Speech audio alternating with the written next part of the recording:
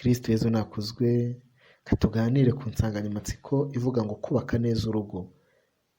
Wakwisuzuma ukareba niba ibingibi ubyujuje wowe ubwawe utiriwe ureba kuri mugenzi wawe, niba uburamo kamwe ni icyuho cy'ibibazo by'urugo rwawe. Tubanze dutabaze Roho Mutagatifu adufashe kumva no kuganira neza. Mbibutsa yuko ugize icyo ushima, ugize icyo watwunganira, ugize watwandikira ukatubwira, ni ukuganira. Nta muhanga mu rugo, igihe cyose tuba dukeneye guhugurana. Duhugurane rero kubana neza gikristu. Iryo ni ijambo ry'Imana dusanga ni ibaruwa Mutagatifu Pawulo intumwa yandikiye Abanyefezi, umutwe wa 5, umurongo wa 21, tukaza gusimbuka tukajya kuri 33, umurongo wa 33, noneho tukaza kongera gusimbuka tukajya ku mutwe wa 6, tukareba umurongo wa 1 kugeza ku wa 4. Aho haraba hahagije. Reka tubanze dusenge tubone kuriganiraho. Ku izina ry'Imana Data na Roho Mutagatifu, amina. Roho Mutagatifu tugukeneye mu miryango, tugukeneye mu rugo rwacu, tugukeneye mu bavandimwe, tugukeneye mu bana, tugukeneye mu bamama, tugukeneye mu bapapa, kugira ngo duhe kurushaho kukumva no kukumvira, twubakire urugo kuri wowe, maze koko urugo rw'ijuru ritoya ruba urugo rw'amahoro ruyobowe nawe Mana Roho Mutagatifu. Utwumve Roho wa Nyagasani, amina. Ku izina ry'Imana Data na Roho Mutagatifu, amina. Kadusome ijambo ry'Imana. Mujye mworoherana kubera igitinyiro mufitiye Kristu. Kristo Yezu nakuzwe. Ntabwo mushobora koroherana mutifitemo Kristu. Mbere na mbere murabanza mukagira Kristu, noneho indoro yanyu ikajya ireba mugenzi we ikamubonamo nde? Kristu. Nubwo yaba acumuye ariko aba ashobora kongera akisubiraho, nk'uko nawe wacumura akakubonamo Kristu, ntahita aguca. Umutwe wa 30, umurongo wa 33 haravuga ngo, nuko rero namwe buri mugabo nakunda umugore we uko yikunda, n'umugore yubaha umugabo we. Kristo Yezu nakuzwe. Ese aha hashatse kutubwira ngo iki? Namwe murabyumva. Umugabo ugomba gukunda umugore wawe nk'uko nawe wikunda. Ese koko muvandimwe wanjye umukunda nk'uko wikunda? Niba agize ikibazo akagwa mu ikosa, mufate nk'urugingo rwawe rutarimo gukora neza. Iyo urugingo rwawe rutarimo gukora neza, uraruguyaguya ukarutwara neza kugira ngo urebe yuko rwakongera rugasubira mu mwanya warwo. Niba rero uwo mwashakanye, ndavuga umufasha wawe, umudamu, umugeni wawe, umugore wawe, acitswe, ibuka ko ari umuntu. Kandi nawe umugore, ibuka ko umugabo wawe, ijambo ry'Imana rigutegeka kumwubaha. Ubaha umugabo wawe uko yaba ameze kose, keretse n'aba atakiri umugabo wawe. Ni umugabo wawe Imana yakwihereye, mwubahire ko ari umugabo wawe. Kristo Yezu nakuzwe. Reka turebe noneho ku bana. Nibimara kuva ku mupapa bikava ku mugore, bizajya no ku bana. Bana nimwumvire ababyeyi muri Nyagasani, kuko ari byo bikwiye. Ubahe so na nyoko. Mu mategeko yose niryo rya mbere rijyana n'isezerano, kugira ngo uzagire ihirwe kandi urambe ku isi. Kristo Yezu nakuzwe. Ese bana, muzubaha ababyeyi ariko mugiriye Nyagasani. Mbere na mbere namwe mugomba kwigiramo Nyagasani, kugira ngo abahe imbaraga zo kubaha ababyeyi uko bikwiye. Kandi murabona ko nimwubaha ababyeyi nibwo muzabona umugisha wo kuramba ku isi n'ahandi mugahirwa. Ubwo niba ibi ngibi utabikoze, ntuzagire ngo ni amahoro, ahubwo ibi ngibi umugisha bari kubikuramo, ntabwo nawe urabyumva, ntabwo biba byuzuye. Icyiza ni uko mubikora kugira ngo muzagire kuramba ku isi kandi muzahagirire amahirwe. Hari n'ibindi byinshi, umugisha nyawo muwukura ku babyeyi. Nimugire amahoro, reka twirebere kubaka neza urugo. Niba ibi ngibi utabifite, hari icyuho cy'ibibazo by'urugo rwawe. Gutekereza ku ijambo rivuga ngo urugo ni ijuru rito, iryo ukaritekerezaho cyane, ukabanza ukaryumva. Kuki urugo barugereranyije n'ijuru rito? Icyo ni icya mbere. Kuba ufite urukundo ruhamye rushingiye ku Mana. Urukundo rwawe rushingiye ku ki? Tujye ku cya gatatu. Kuba wihangana bihagije, utabona agakosa ngo uhite wirukira mu gusakuza n'ibindi byinshi. Waba uri umumama, waba uri umupapa, ibi byose twese biratureba. Icya kane, kuba usenga ubirimo neza.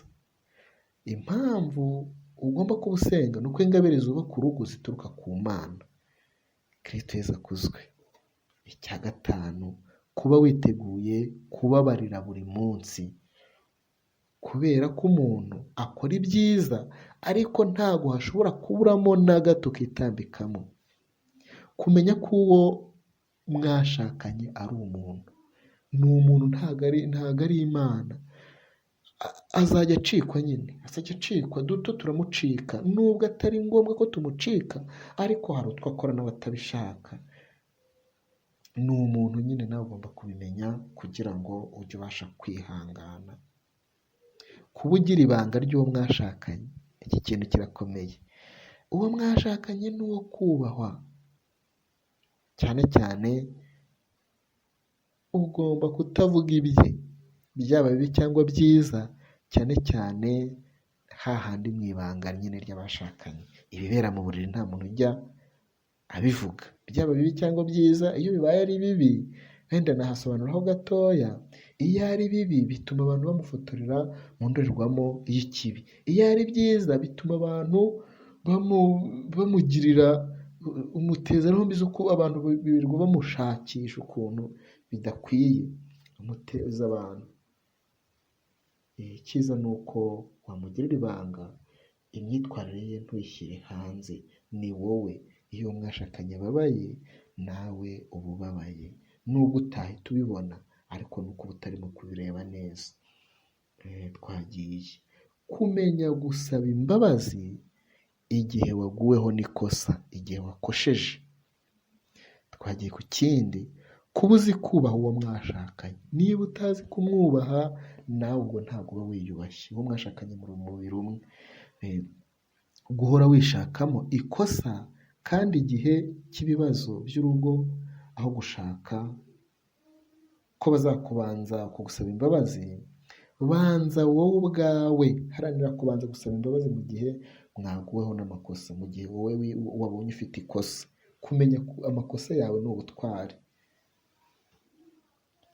Mujye mwirinda kurarana ikibazo ngo ni gitoya, mugikemure kirangire kikiri kimwe, kuko kigenda gishibukaho n'ibindi iyo mutinze. Noneho ugomba gucunga intege nke za mugenzi wawe ziri. Uzaba ukunze nka Yezu. Urugero, niba wenda uwo mwashakanye ari umusinzi, niba ari umusinzi, ntabwo ari igihe cyo kuvuza induru no kumuha akato ngo umwirukankane ku musozi. Oya, wibuke icyo ijambo ry'Imana ryagutegetse. Ahubwo mu neza ugenda umushyiraho, umuguyaguya, muhendahende, azageraho Roho Mutagatifu amumurikire, abone ko bya bintu koko atari byiza.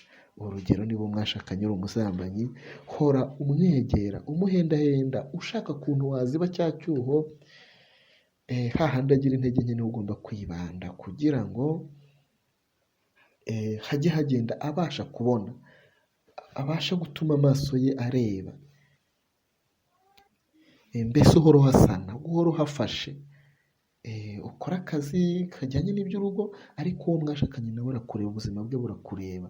Ubwo nyine ahafite intege nkeya niwe ugomba kuhegera ukahasanasana. Ni imbaraga nyine za Roho Mutagatifu. Ugomba kumenya neza ibibabaza umukunzi wawe n'ibimushimisha. Ugomba kumwiga ukabimenya. Ntabwo ari igihe cyo kumuha induru n'akato twabibonye. Kandi ukamenya no kwisobanura neza ku byo ugomba kumenya kwisobanura neza ku byo yaguhaye nk'inshingano mu gihe wazirenzeho, ku byo mwumvikanye wabona ugomba gukora mu gihe wabirenzeho. Haba hariho amategeko y'urugo, ingamba mwihaye kugira ngo urugo rukomeze kugenda neza. Iyo uzirenzeho uba ugomba kumuba hafi ukisobanura neza. Noneho ugomba kumenya gutanga imbabazi mu gihe uzisabwe, utagombye kugorana. Gusaba imbabazi ni byiza, biranavuna. Kandi ukanamwereka yuko uzimuhaye wishimye. Kumenya ko buri wese umugisha wamunyuraho, nta kwifata ngo wigire ngo ninjye ukorera urugo, ngo ubwo mfite akazi wenda ngo ninjye ukora ninjye urutunze.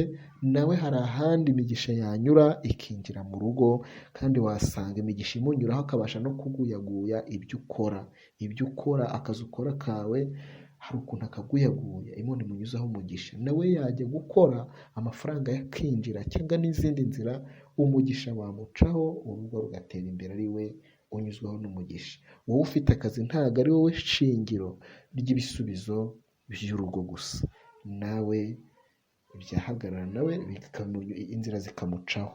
Nta kumufata ngo ubwo udafite akazi nkuzirike nkubohe ngo ubwongo, oya, muha uburenganzira nawe agira uburenganzira bwo gushakisha wa mugisha. Murakoze rero. Ugomba kwimenya wowe ubwawe icyo ugomba kwikosora n'icyo wakomeza ntikigucike. Ntawe umera nk'undi, nibyo, ariko impano isumba izindi ko mwashakanye ni ukugerageza kumubabarira no kumwihanganira hahandi agira intege nkeya. Ariko nanone nta wamushimira intege nke, ariko hazajya hagenda hakosorwa, nawe niwe uzajya ugenda uhahoma. Kristo Yezu nakuzwe. Twibutse ijambo ry'Imana twatangiye dusoma, riduha imbaraga turusheho guha agaciro gakomeye abo twashakanye, aho guha agaciro amakosa bakora, ahubwo twibuke n'ibyiza badukoreye, bitume tubahanaguraho amakosa baba bakoze. Bavandimwe, ni ugusaba imbaraga, ariko izo mbaraga zirahagararirwa no gusenga dufashe, kugira ngo turusheho kuba muri rya juru rito Imana yatwihereye. Mugire amahoro y'Imana. Abo twashakanye ni beza, uwo mwashakanye ni mwiza, ni mwiza, ni mwiza. Mukunde, gerageza umukunde, nta kundi nyine ni byiza, arimo Imana, ni ingabire Imana yakwihereye. Murakoze. Imana ibongerere umugisha kandi ibahe amahoro mu rugo rwanyu. Uyu mugisha rero tuvuga, akantu k'ipfundo, izingiro rya byose, ikiganiro. Uyu mugisha umanukira mu kiganiro cy'abashakanye. Abantu babiri bagomba kuganira, kuko iyo mutaganiriye umwe agenda gukeka, akavuga ati ubwo yatinze, akavuga ati buriya ubwo amaze iminsi mu kazi, ntawamenya. Kandi koko iyo umuntu yihereranywe arashukwa. Ni ngombwa ko mufata umwanya mukajya kubiganiraho, akakubwira uko agukeka, akakubwira ibyo yagutekerejeho, akakubwira ibyo akwifuzaho, nawe ukamubwira, bikarangira bikava mu nzira. Hari n'igihe usanga uko yagutekerezaga atari ko umeze, akagenda amaze kukumva neza. Iyo umuntu mutaganiriye ntushobora kumumenya, kandi ntibikubuza kumutekereza. Uko umuntu rero gutekereza, ntugatume ariko yiyubakamo, mwubakemo indi shusho yawe, wowe uwo uri we. Murakoze rero. Ngaho ikiganiro cyacu reka tugisoreze aha ngaha, ariko niba dushaka kubaka, niduhorane ikiganiro, duhorana byinshi bitandukanye, duhorane ikiganiro. Imana ibongerera umugisha. Bayi bayi, nimugire amahoro. Kristo Yezu nakuzwe.